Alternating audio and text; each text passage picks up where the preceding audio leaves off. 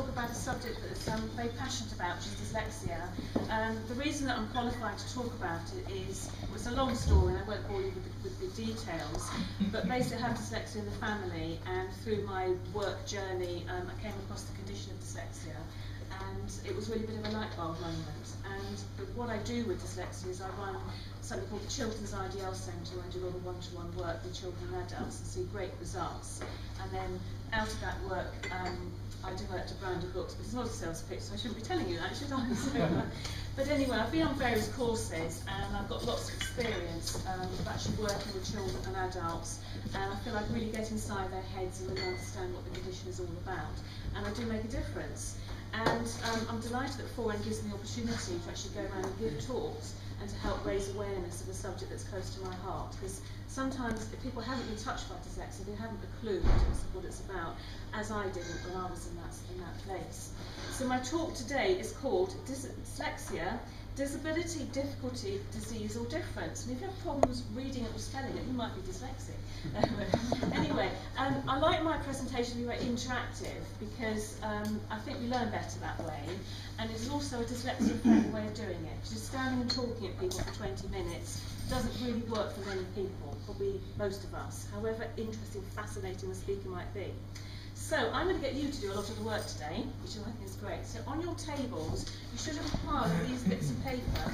Now, don't fight over them. I've done them different colours, so if you want a particular colour, then you can negotiate. If you don't care, just grab the nearest one. Okay. Now, one of the reasons for doing it different colours, A, it's a bit of fun. B, it might get you arguing amongst yourselves, get a bit of energy in the room.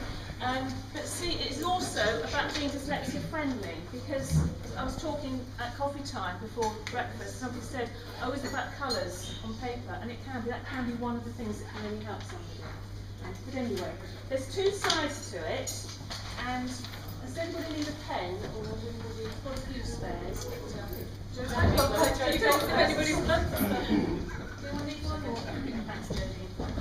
We're going to start on this side, if you wouldn't mind, which we've got the dyslexia is, alright? It's got pictures, it's got things to fill in, you can do stuff. You don't have to join in, but obviously if you do, I think you'll get more out of the talk.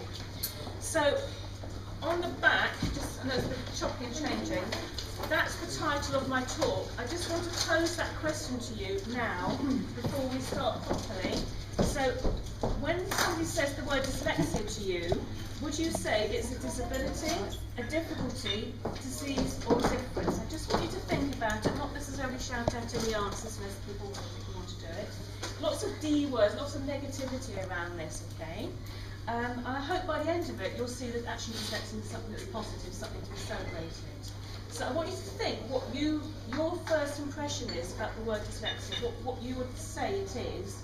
And at the end of the talk, I want to revisit that question, and I want you to think, have you changed your opinion on the basis of what I've hopefully helped you to see?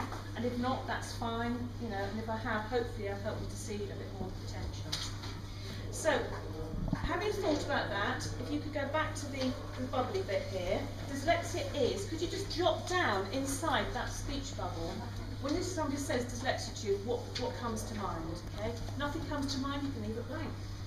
Yeah? So just scribble something down. It's not a test, by the way, that comes later then.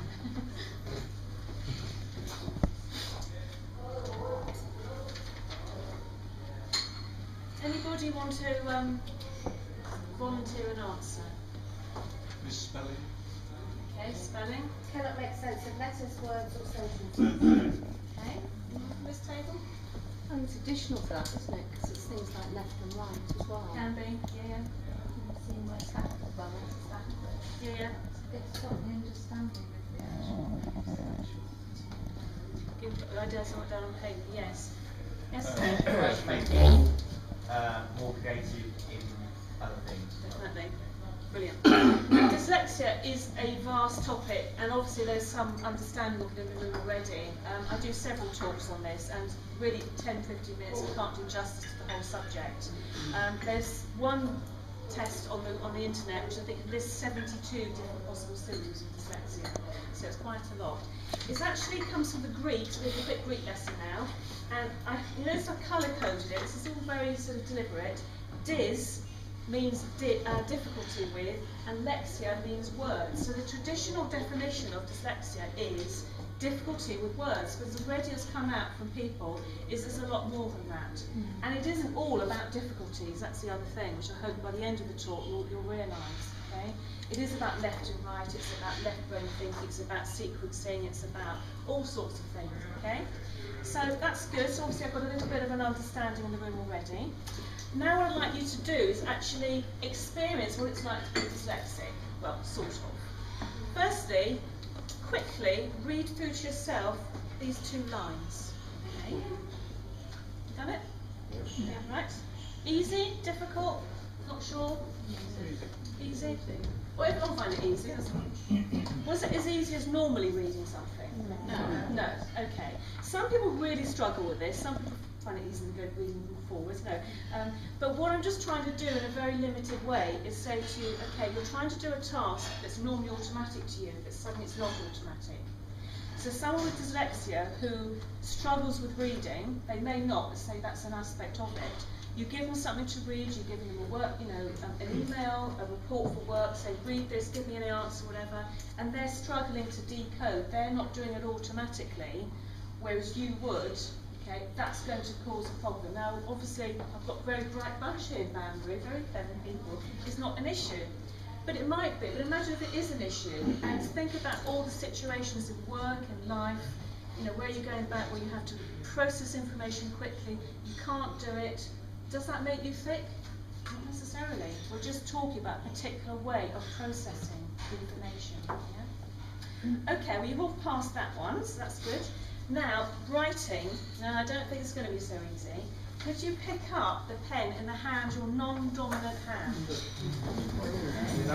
the one you don't normally write with, okay? So if you're right-handed, put your left, and then left with right hand, okay? And okay, I'm going to give you something to write down, and do it quickly, no hesitation, deviation.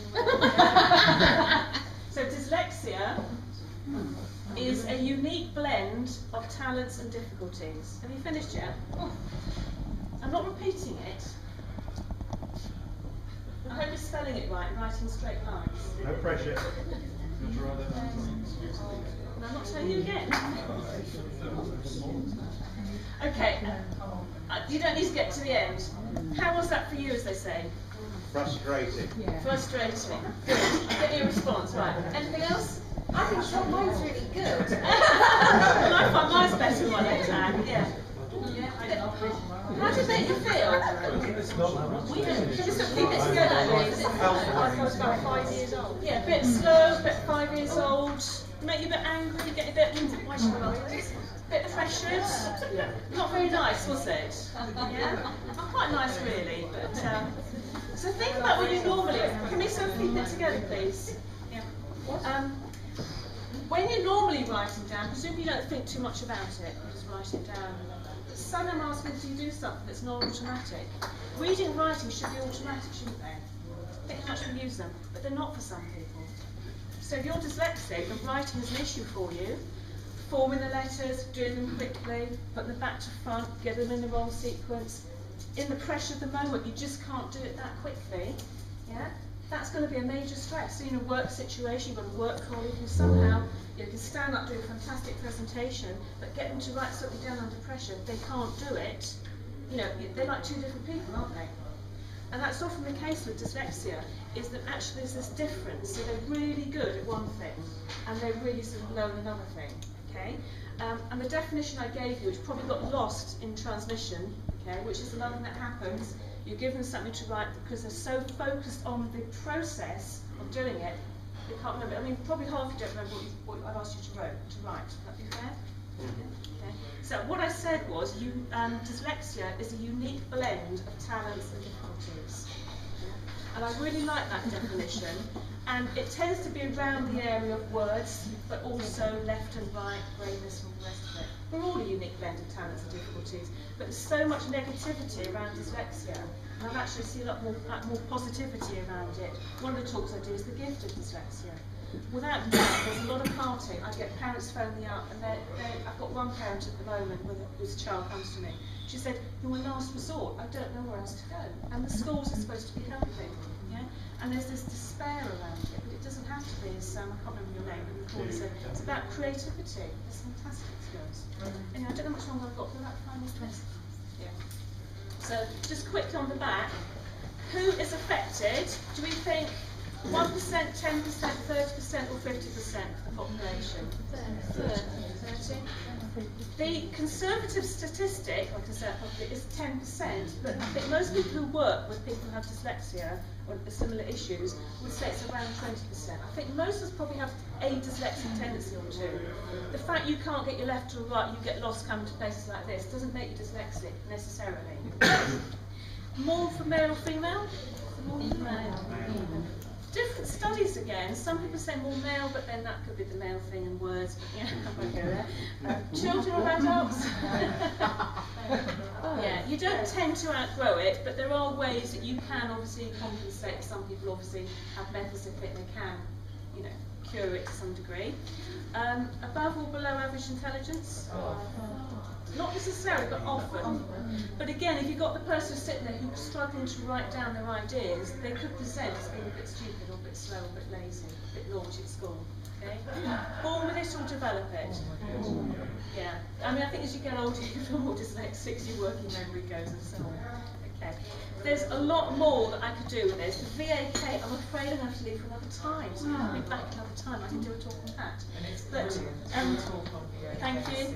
Thank you. So back to the question: dyslexia, disability, difficulty, disease, or difference. Has anybody changed their mind? Wait.